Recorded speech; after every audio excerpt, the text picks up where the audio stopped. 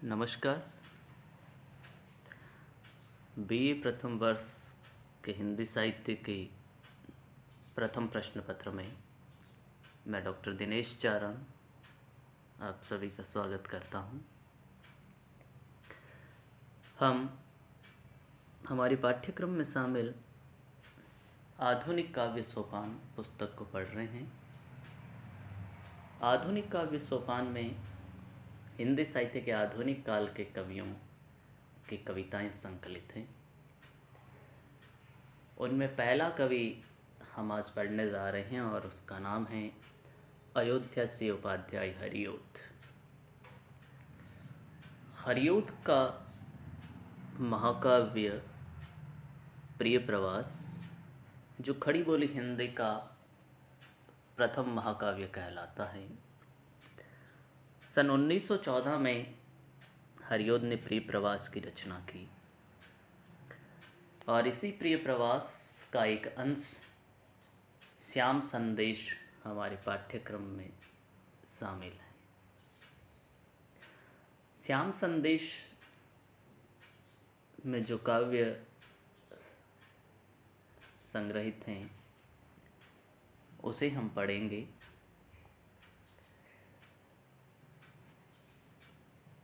थोड़ी सी जानकारी हम प्रिय प्रवास और श्याम संदेश के बारे में जान लेते हैं।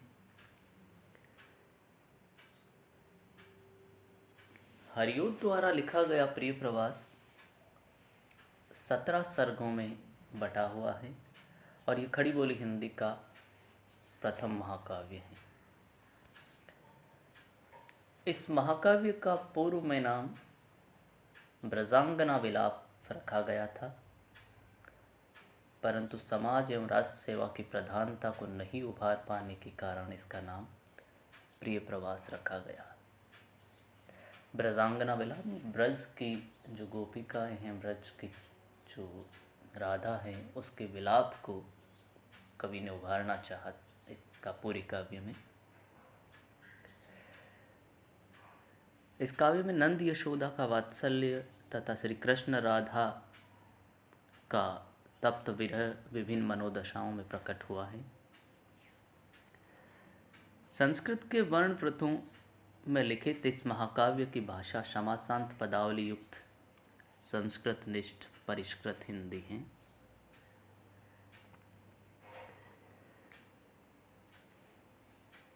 कवि ने कृष्ण के लिए कहा है कि प्राणों से ही अधिक उनको विश्व का प्रेम प्यारा तथा राधा की उज्जवल सेवा भावना का प्रमाण इस काव्य में दिया है कि प्यारे जीवे जग हित करे गेह चाहे ना आवे। मतलब एक ऐसा संदेश समाज हित में कवि ने देने की इसमें चेष्टा की है कि राधा का विरह तो दिखाया ही दिखाया है, लेकिन इसके साथ एक सामाजिक उपकार की भावना को भी कवि ने बताने की कोशिश की है। श्याम संदेश श्री कृष्ण एवं राधा के वियोग तप्त हृदय की भावनाओं की सुंदर व्यंजना है, जिसमें लोकोपकार, राष्ट्र सेवा, भारतीय संस्कृति की मर्यादा और आदर्श का सुंदर चित्रण कवि ने किया है। आइए हम इसको पढ़ते हैं, श्याम संदेश को, कि कृष्ण को संदेश भिजवा रही हैं राधा। ये श्याम संदेश मंदाक्रांता छंद में लिखा गया है। हम इसे पढ़ने से पहले मंदाक्रांत छंद की विशेषताएं जान लेते हैं कि क्या है ये मंदाक्रांता छंद। मंदाक्रांता एक वर्णिक छंद है जिसमें वर्णों की गिनती की जाती है। इसके प्रत्येक चरण में 4, 6 और 7 वर्णों पर यति होती है। यति से तात्पर्य जहाँ करके रुका जाता है, थोड़ा ठहराव। प्रत्येक चरण में कुल 17 वर्ण होते हैं और प्रत्येक चरण में 5 गण होंगे और उनका क्रम इस प्रकार से होगा कि एक मगण होगा, एक भगण होगा, एक नगण होगा और 2 तगण आने आवश्यक हैं। अगर ये 5 गण नहीं होंगे, अगर ये 17 वर्ण उस चरण में नहीं आएंगे तो मंदाक्रांता छंद नहीं, और अगर ये पूर्ण रूप से आ रहे हैं तो वहाँ मंदाक्रांता छंद हैं। और अंत में जहाँ पर 2 गुरु होने आवश्यक हैं। तो ये मंदाक्रांता छंद की विशेषताएं हैं। और आइए हम इसके बाद इसे पढ़ना शुरू करते हैं। प्रिय प्रवास का जो पहला छंद है श्याम संदेश से, उसे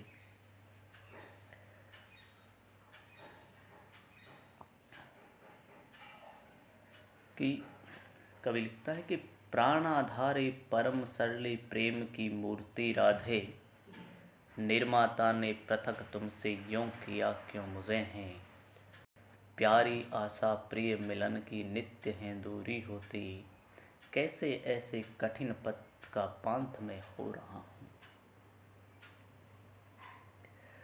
ये पद हैं और इस पद की मैं पूरी प्रसंग के साथ व्याख्या कर रहा हूँ। बहुत सरल भाषा में लिखा हुआ है।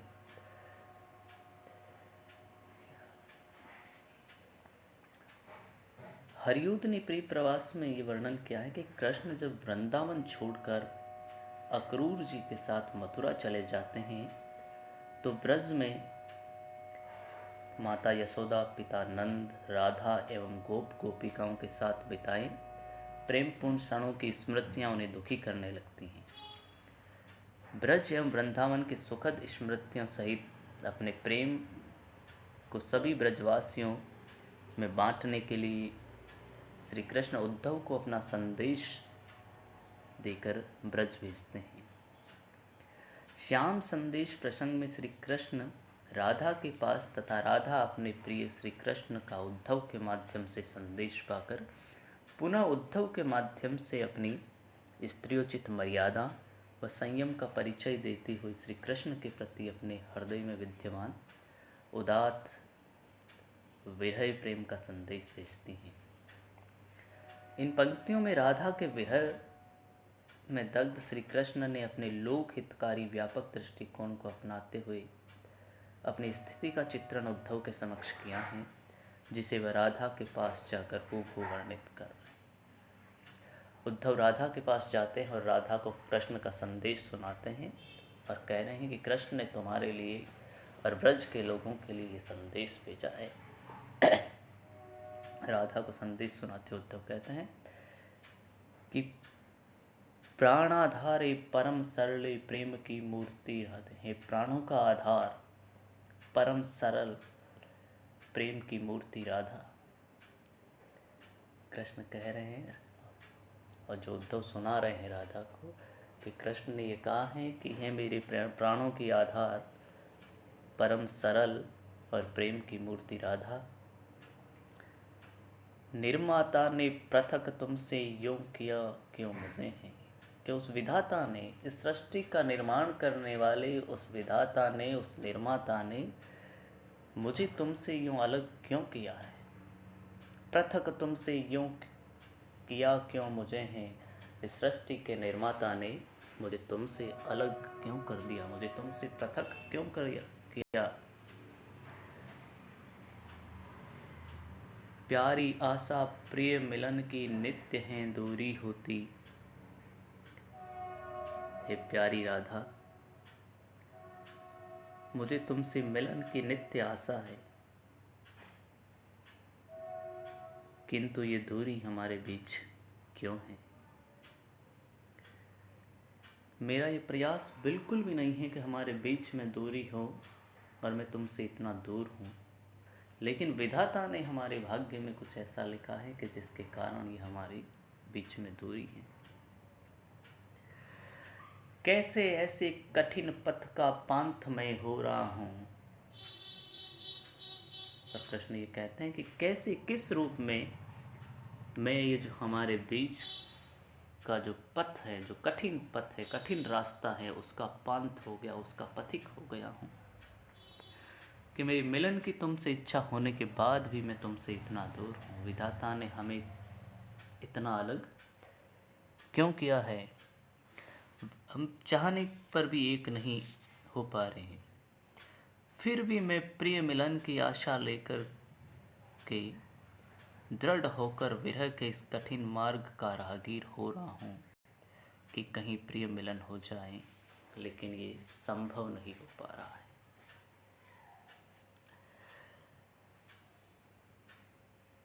इस पद में हमने देखा कि कृष्ण राधा के प्रति अपना अगाध प्रेम प्रदर्शित कर रहे हैं और अपनी स्थिति प्रकट कर रहे हैं कि मैं तुमसे इतना दूर क्यों हूँ। खड़ी बोली में सामासिक संस्कृत निष्ठ भाषा लिए हुए ये पद मंदाक्रांता छंद में रचा हुआ है। हम जितने भी पद श्याम संदेश के पढ़ेंगे वो मंदाक्रांता छंद में लिखे हुए। और इसके बाद जो दूसरा पद है वो इस प्रकार से हैं कि वो दो प्यारे हृदय मिलके एक ही हो गए हैं, क्यों धाता ने विलग उनके घात को यूँ किया है। कैसे आके गुरु गिरी पड़े बीच में हैं उन्हीं के, जो दो प्रेमी मिलित पई और नीर से नित्यस थे। विरह की स्थिति को बताते हुए यहाँ बुद्ध जो संदेश सुना रहे हैं कृष्ण का, वो उस प्रकार से कृष्ण ने क्या कहा है कि वो दो प्यारे हृदय मिलके एक ही हो गए हैं। कि वो जो दो प्यारे हृदय हैं, जो कृष्ण का हृदय और राधा का जो हृदय है, कृष्ण कहते हैं कि हमारे जो दो हृदय थे वो मिलकर के एक ही हो गए हैं, क्यों धाता ने विलग उनके घात को यूँ किया है। कि विधाता ने फिर उनके दो शरीरों को, घात कहते हैं शरीर को, इन दो घातों को, इन दो शरीरों को अलग क्यों किया। जब हमारे दोनों के हृदय मिलकर के एक हो गए हैं, लेकिन दो शरीर हमारे अलग अलग विधाता ने कर दिए हैं, जिसके कारण हमारे बीच में ये भौतिक दूरी है।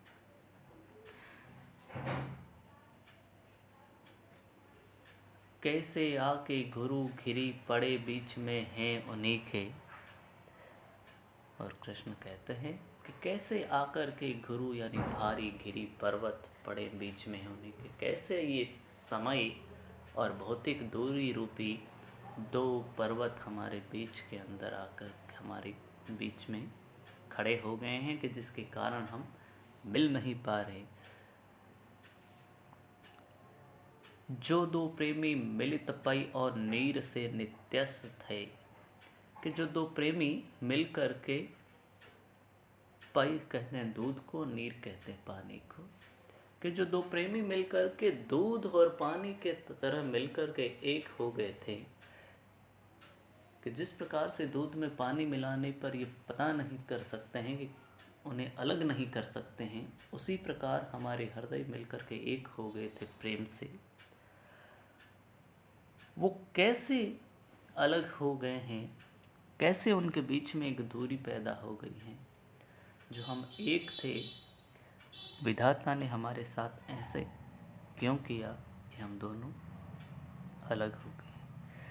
जो दो प्रेमी हृदय आपस में ऐसे प्रेम में लीन हो गए थे, जैसे दूध और पानी मिलकर एक हो जाते हैं हमेशा के लिए, फिर भी विधाता के कारण ही आज हम यूँ शरीर से अलग हैं, हमारे घात अलग अलग है, हमारा हृदय मिल कर के एक हैं दूध और पानी की तरह, फिर भी हमारे बीच में एक ही दूरी विधाता ने क्यों की।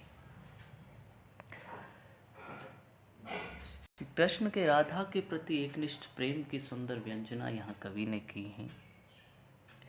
मंदाक्रांता छंद में ये पंक्तियाँ संस्कृत निष्ठ खड़ी बोली हिंदी में रची गई हैं। अंतिम पंक्ति में हम देखते हैं कि वहाँ उपमा अलंकार आया है। क्यों दो प्रेमी हृदय मिलकर के ऐसे हो जाते हैं कि दूध और पानी का जिस प्रकार से मिलन है, वैसे ही प्रेमी हृदयों का मिलन है कि उसमें मिलने के बाद उन्हें अलग नहीं किया जा सकता।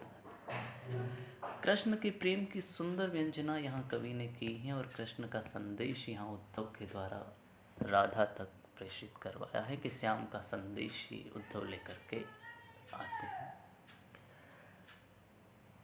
आज की कक्षा के लिए ये 2 पद, इनमें अगर कुछ समझ में नहीं आया है तो आप पुनः मुझसे संपर्क कर सकते हैं। अगली कक्षा में हम अगले पद पढ़ेंगे। धन्यवाद।